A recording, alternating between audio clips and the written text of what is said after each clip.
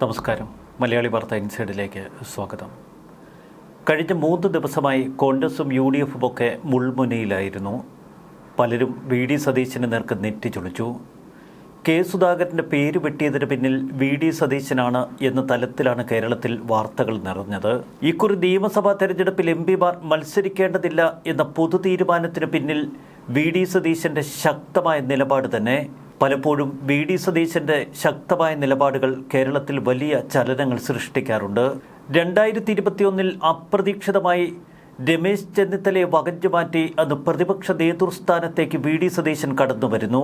അതിനു പിന്നിൽ KC വേണുഗോപാലിൻ്റെ അനുഗ്രഹവും മറുവശത്ത് രാഹുൽ ഗാന്ധിയുടെ പ്രത്യേക താൽപ്പര്യവും. 2011-16 കാലഘട്ടത്തിൽ അന്ന് ഉമ്മൻചാണ്ടി മന്ത്രിസഭയിൽ അംഗമാക്കിയില്ല എന്ന പരിഭവം പൊതുവെ സതീശൻ്റെ ഉള്ളിലുണ്ടായിരുന്നു. അതുകൊണ്ട് തന്നെ ഉമ്മൻചാണ്ടിക്കെതിരെ ഒളിഞ്ഞും തെളിഞ്ഞുമൊക്കെ പലപ്പോഴും പല ആയുധങ്ങളും സതീശൻ പ്രയോഗിച്ചു. നിയമസഭയിലെ സതീശൻ്റെ പ്രസംഗങ്ങളും വിഷയാവതരണവും തന്നെയാണ് സതീശനിലേക്കുള്ള ശ്രദ്ധ തിരിയാൻ കോൺഗ്രസ് നേതൃത്വത്തിൽ മുഖ്യ കാരണമായത്. കാര്യങ്ങൾ പഠിച്ചവതരിപ്പിക്കാനുള്ള സതീശൻ്റെ വിരുത്. 2021 പ്രതിപക്ഷ നേതാവായി ചാർജ് എടുക്കുമ്പോൾ സതീശൻ കേരളത്തോട് പറഞ്ഞു, തുടർച്ചയായി നിരവധി പരാജയങ്ങളാണ് പാർട്ടി നേരിടേണ്ടി വന്നത്. 2021 തെരഞ്ഞെടുപ്പ് മാത്രമല്ല, 2016 തെരഞ്ഞെടുപ്പും പിന്നീടുണ്ടായ തദ്ദേശഭരണ തെരഞ്ഞെടുപ്പുമൊക്കെ സതീശൻ ചൂണ്ടിക്കാട്ടി. കോൺഗ്രസ് പാർട്ടിയും UDFും വലിയ പതനത്തിലാണ്. ഇതിനെ താൻ വീണ്ടും മറ്റൊരു തലത്തിലേക്ക് ഉയർത്തിയെടുക്കുമെന്നാണ് അന്ന് സതീശൻ പ്രഖ്യാപിച്ചത്. സതീശന് പിന്നാലെ KPCC അധ്യക്ഷനായി സുധാകരൻ എത്തിയപ്പോൾ കേരളത്തിലെ കോൺഗ്രസ് പ്രവർത്തകർക്ക് ഇരട്ടി ആവേശം. സുധാകരനും സതീശനും ചേരുന്ന ടീം കോൺഗ്രസ് കേരളത്തിൽ പുതു അത്ഭുതങ്ങൾ സൃഷ്ടിക്കുമെന്ന് പൊതുവെ കരുതി. എന്നാൽ സതീശൻ പെട്ടെന്ന് തന്നെ സുധാകരനുമായി ഇടയുന്നു. ഇരുവരുടെയും പിണക്കങ്ങൾക്ക് പിന്നിൽ ഈഗോ തുടങ്ങി സർവമാന വിഷയങ്ങളും. സുധാകരൻ ഒരു തൻപിടിക്കാരനാണ്, സ്വതവേ ഗർവൊക്കെ സൂക്ഷിക്കുന്നയാൾ. മറുവശത്ത് സതീശനും തൻ്റെ നിലപാടിൽ ഉറച്ചു നിൽക്കും. ഈഗോ അത് സതീശനെ കവിഞ്ഞേയുള്ളൂ. അതുകൊണ്ട് തന്നെ സതീശനും സുധാകരനും തമ്മിൽ ആദ്യം ചെറുതായെന്ന് തുടങ്ങിയ സൗന്ദര്യപ്പിണക്കം പിന്നീട് കത്തിയാളി. എന്നാൽ ഇവിടെ തുടക്കം മുതൽ ചിലത് ശ്രദ്ധിക്കേണ്ടിയിരിക്കുന്നു. തൻ്റെ നിലപാട് തറയിൽ നിന്ന് അണുവിട വ്യതിചലിക്കാൻ സതീശൻ തയ്യാറല്ല. സുധാകരനുമായി തെറ്റിയ പ്രതിപക്ഷ നേതാവ് VD സതീശൻ താൻ പ്രതിപക്ഷ നേതൃസ്ഥാനം ഒഴിയുമെന്ന് ഹൈക്കമാൻഡിനോട് പറഞ്ഞു. അല്ലെങ്കിൽ KPCC പ്രസിഡന്റിനെ ഒന്ന് മാറ്റിത്തരണം. പ്രതിപക്ഷ നേതാവിന് വേണ്ടി KPCC അധ്യക്ഷനെ മാറ്റുക. ആദ്യം നെറ്റി ചുളുക്കിയിരുന്നു ഹൈക്കമാൻഡ്. എന്നാൽ പിന്നീട് സതീശൻ്റെ വഴിയിലേക്ക് ഹൈക്കമാൻഡ് വന്നു. അതിനൊരു പ്രത്യേക കാരണം കൂടിയുണ്ട്. സതീശൻ കേരളത്തിൽ തലപൊക്കത്തോടെ വളർന്നു വരണമെന്ന് KC വേണുഗോപാൽ ആഗ്രഹിച്ചു. 2016 അന്ന് കേരളത്തിൻ്റെ പ്രതിപക്ഷ നേതാവായി തെരഞ്ഞെടുക്കപ്പെട്ട രമേശ് ചെന്നിത്തലയും KCയും തമ്മിൽ ചില മൂപ്പിളമ തർക്കങ്ങൾ. ഒരിക്കൽ I ഗ്രൂപ്പിൻ്റെ നേതാവായിരുന്ന രമേശ് ചെന്നിത്തലയ്ക്ക് കീഴിലായിരുന്നു KC വേണുഗോപാലിൻ്റെ വരവ്. കരുണാകരൻ്റെ കാലഘട്ടത്തിൽ അന്ന് കേരളം നിറഞ്ഞു നിന്ന യുവ നേതാക്കളിലെ പ്രമുഖനാണ് രമേശ് ചെന്നിത്തല. ചെറുപ്രായത്തിൽ കേരളത്തിൽ മന്ത്രിയായി. ആ കാലഘട്ടത്തിൽ ഒന്നുമല്ലാതിരുന്ന KC വേണുഗോപാലിനെ കൈപിടിച്ചുയർത്തിക്കൊണ്ടുവന്നതിന് പിന്നിൽ രമേശ് ചെന്നിത്തലയുടെ പ്രത്യേക താല്പര്യവുമുണ്ടായിരുന്നു. എന്നാൽ KC വേണുഗോപാലിനെ ആലപ്പുഴയിൽ നിർത്തി മത്സരിപ്പിച്ച് ഡൽഹിയിൽ ഒതുക്കാം എന്ന I ഗ്രൂപ്പുകാരുടെ കണക്കുകൂട്ടലുകൾ തെറ്റുന്നു. ഡൽഹിയിലെത്തിയ KC വേണുഗോപാൽ എങ്ങനെയോ രാഹുൽ ഗാന്ധിയെ കുപ്പിയിലാക്കുന്നു. രാഹുലും KCയും തമ്മിലുള്ള ബന്ധം തന്നെയാണ് പിന്നീട് കേരളത്തിലെ കോൺഗ്രസിൻ്റെ ഗതിവിഗതികൾ നിയന്ത്രിച്ചത്. ഡൽഹിയിൽ വളർന്നു കയറുന്ന KC വേണുഗോപാലിന് കീഴിൽ പ്രവർത്തിക്കാൻ രമേശ് ചെന്നിത്തല പലപ്പോഴും വിസമ്മതിച്ചു. 2011-16 കാലഘട്ടത്തിൽ അന്ന് UDF മന്ത്രിസഭ. ഉമ്മൻചാണ്ടിയെ താഴെയിറക്കി അല്പകാലമെങ്കിലും മുഖ്യമന്ത്രിയാകണമെന്ന് രമേശ് ചെന്നിത്തല വല്ലാതെ മോഹിച്ച കാലഘട്ടമായിരുന്നു അത്. അതുകൊണ്ട് തന്നെ ഉമ്മൻചാണ്ടിക്കെതിരെ ഒളിഞ്ഞും തെളിഞ്ഞുമൊക്കെ പല പാരകളും രമേശ് ചെന്നിത്തല തൊടുത്തു. പിന്നീട് പ്രതിപക്ഷ നേതാവായിരുന്നപ്പോൾ A ഗ്രൂപ്പുകാരുടെ മനസ്സിൽ ഇത് വലിയ കലിപ്പായി നീറിപ്പുകഞ്ഞുകൊണ്ടിരുന്നു. A ഗ്രൂപ്പിലെ ബെന്നി ബെഹനാൻ അടക്കമുള്ള ചിലരെ തൻ്റെ പക്ഷത്തേക്ക് കൂട്ടിക്കൊണ്ടുവരാനുള്ള ശ്രമങ്ങൾ രമേശ് ചെന്നിത്തല തുടർന്നു. ഇതിനിടയിലാണ് KC വേണുഗോപാലിൻ്റെ അപ്രതീക്ഷിതമായ വളർച്ച. ഡൽഹി രാഷ്ട്രീയത്തിൽ നിറഞ്ഞു നിൽക്കുന്ന KC വേണുഗോപാലിനെ ഇനി ഭയപ്പെടണമെന്ന് രമേശ് ചെന്നിത്തലയ്ക്ക് മനസ്സിലായി. 2021 കേരളത്തിൻ്റെ പ്രതിപക്ഷ നേതാവായി VD സതീശനെ നിയോഗിച്ചതോടെ രമേശ് ചെന്നിത്തലയും KCയും തമ്മിൽ വലിയ അകലത്തിലും. തുടർന്നാണ് KCയെയും കൂട്ടരെയും ഒതുക്കാൻ രമേശ് ചെന്നിത്തല വളരെ വിശദമായൊരു പദ്ധതി തയ്യാറാക്കിയത്. പഴയ ഐ ഗ്രൂപ്പുകാരെയൊക്കെ രമേശ് ചെന്നിത്തല തൻ്റെ ഗ്രൂപ്പിലേക്ക് കൂട്ടിക്കൊണ്ടുവരാനുള്ള ശ്രമങ്ങൾ തുടങ്ങി. അങ്ങനെ വിശാല ഐ ഗ്രൂപ്പിനുള്ള ശ്രമങ്ങൾ. മറുവശത്ത് KCയെ ഒറ്റപ്പെടുത്തി ദുർബലനാക്കുകയായിരുന്നു രമേശ് ചെന്നിത്തലയുടെ ലക്ഷ്യം.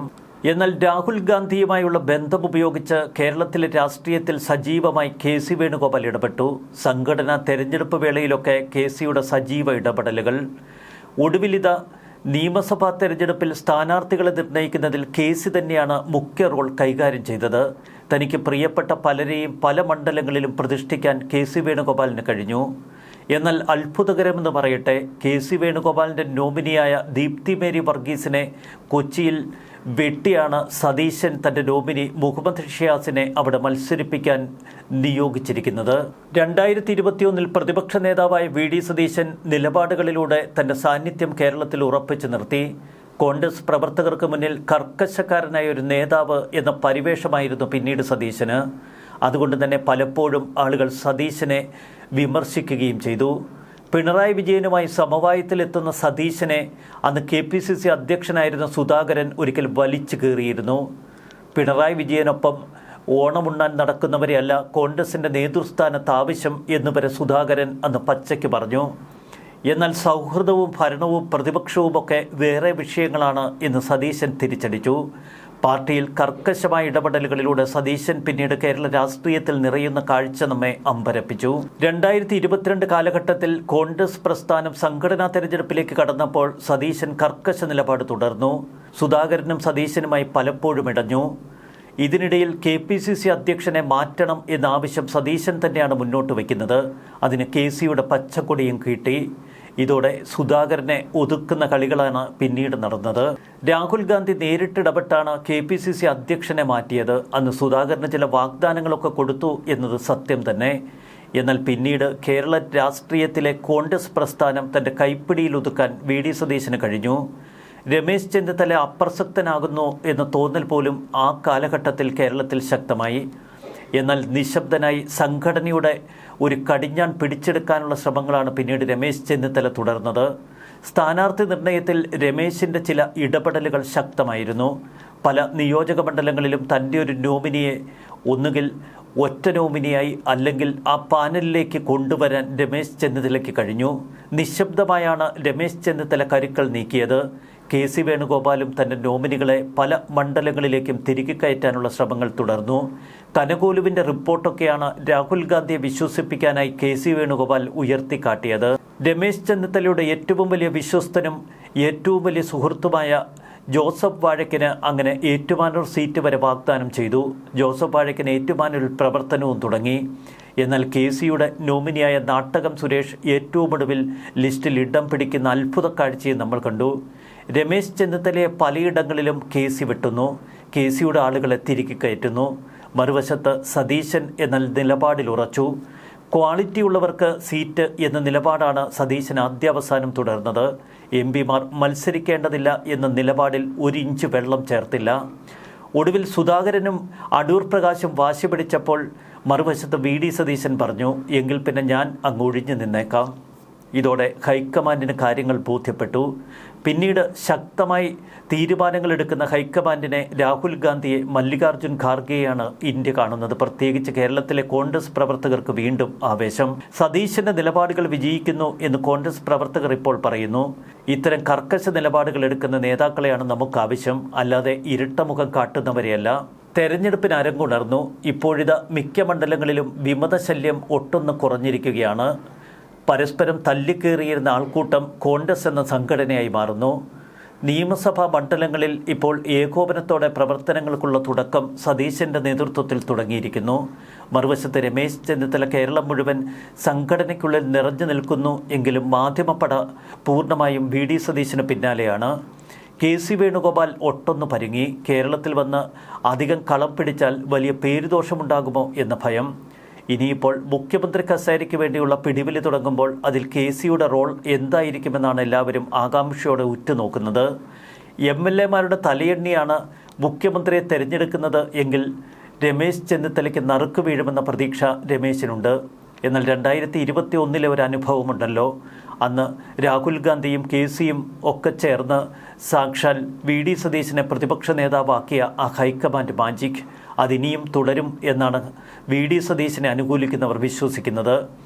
കഴിഞ്ഞ 5 വർഷക്കാലമായി കേരളത്തിലെ കോൺഗ്രസ് പ്രസ്ഥാനത്തിന് കരുത്തു നൽകിയ പ്രതിപക്ഷ നേതാവ് തന്നെ ഇനി കേരളം ഭരിക്കട്ടെ എന്ന നിലപാടിലേക്ക് കേന്ദ്രമെത്തുമോ, അതോ ആറ്റം വീതം വെക്കാനെങ്കിലും ഹൈക്കമാൻഡ് മുതിരുമോ?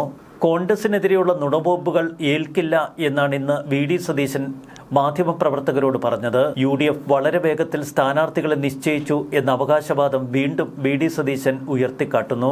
കോൺഗ്രസ് സ്ഥാനാർത്ഥി നിർണയം പൂർത്തിയാക്കാൻ 3 ദിവസം മാത്രമേ എടുത്തുള്ളൂ. മറുവശത്ത് AKG സെന്ററിൽ നിന്ന് പുറത്തേക്ക് കൊടുക്കുന്ന ലിസ്റ്റ് അനുസരിച്ചല്ലല്ലോ കോൺഗ്രസ് സ്ഥാനാർത്ഥികളെ നിശ്ചയിക്കുന്നത്. ഇതൊരു ജനാധിപത്യ പാർട്ടിയല്ലേ എന്നാണ് സതീശന്റെ ചോദ്യം.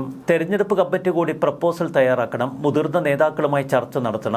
കോൺഗ്രസിനെതിരെ ഇല്ലാത്ത വാർത്തകളാണിപ്പോൾ മാധ്യമങ്ങൾ പ്രചരിപ്പിക്കുന്നത്. സംസ്ഥാന തെരഞ്ഞെടുപ്പ് കമ്മിറ്റി ചുമതലപ്പെടുത്തിയ നേതാക്കൾ ഡൽഹിയിൽ മധുസൂദനൻ മിശ്രി ചെയർമാനായ സ്ക്രീനിംഗ് കമ്മിറ്റിക്ക് മുന്നിൽ സ്ഥാനാർത്ഥി പട്ടിക സമർപ്പിക്കണം. അതിനുശേഷം കോൺഗ്രസ് അധ്യക്ഷൻ മല്ലികാർജ്ജുൻ ഖാർഗെയും ലോക്സഭാ പ്രതിപക്ഷ നേതാവ് രാഹുൽ ഗാന്ധിയും ഉൾപ്പെടെയുള്ള സെൻട്രൽ ഇലക്ഷൻ കമ്മിറ്റി തീരുമാനമെടുക്കുന്നു. കോൺഗ്രസിനുള്ളിൽ നടക്കുന്നത് ഇത്തരമൊരു പ്രോസസ്സാണ്. അതല്ലാതെ മാധ്യമങ്ങൾ പറയുന്നത് പോലെ ഇവിടെ തല്ലും പിടിയുമൊന്നുമില്ല എന്നാണിപ്പോൾ സതീശന്റെ നിലപാട്. ഒരു കാര്യം വ്യക്തമാണ്, കരുത്തോടെ സതീശൻ തുടക്കം മുതൽ നിലകൊണ്ടിരുന്നു. PV അൻവറിനെ കോൺഗ്രസിന്റെ ഭാഗമായി അഥവാ UDFന്റെ ഭാഗമായി എടുക്കണോ എന്ന ചർച്ച ഉയർന്നപ്പോൾ അന്ന് കർക്കശ നിലപാട് VD സതീശൻ കൈക്കൊണ്ടിരുന്നു. പിന്നീട് മുസ്ലിം ലീഗിന്റെ അതിശക്തമായ സമ്മർദ്ദത്തെ തുടർന്നാണ് ഇപ്പോൾ ബേപ്പൂരിൽ റിയാസിനെതിരെ PV അൻവറിനെ മത്സരിപ്പിക്കാൻ സതീശൻ അനുവദിച്ചത്. രാഹുൽ മാങ്കൂട്ടം വിഷയത്തിലും VD സതീശൻ ശക്തമായ നിലപാടെടുത്തു. ഒടുവിൽ രാഹുൽ മാങ്കൂട്ടം സ്വതന്ത്രനായി പാലക്കാട്ട് എത്തും എന്നൊക്കെ ചില ഭീഷണികൾ ഉയർന്നപ്പോൾ രാഹുലിന്റെ ഭാഗത്തു നിന്ന് ഒരിക്കലും അങ്ങനെ സംഭവിക്കില്ല എന്ന് സതീശൻ ആവർത്തിച്ച് പറഞ്ഞിരുന്നു. കരുത്തോടെ തീരുമാനങ്ങൾ എടുക്കുക, അത് നടപ്പാക്കുക. അത്തരത്തിൽ സതീശൻ തീർച്ചയായും കോൺഗ്രസ് പ്രവർത്തകരുടെ കയ്യടി നേടുന്നു. എല്ലാറ്റിനും ഒടുവിൽ സുധാകരനെ ഒതുക്കിക്കൂട്ടി നേരെ കണ്ണൂരിലേക്ക് പായ്ക്ക് ചെയ്തതിന് പിന്നിലും VD സതീശന്റെ കാർക്കശ്യവും ആ നിലപാടിലുള്ള കരുത്തും തന്നെയാണ് എന്ന് കോൺഗ്രസ് പ്രവർത്തകരിപ്പോൾ വിശ്വസിക്കുന്നു. ന്യൂസ് ഡെസ്ക് മലയാളി വാർത്ത ഇൻസൈഡ്.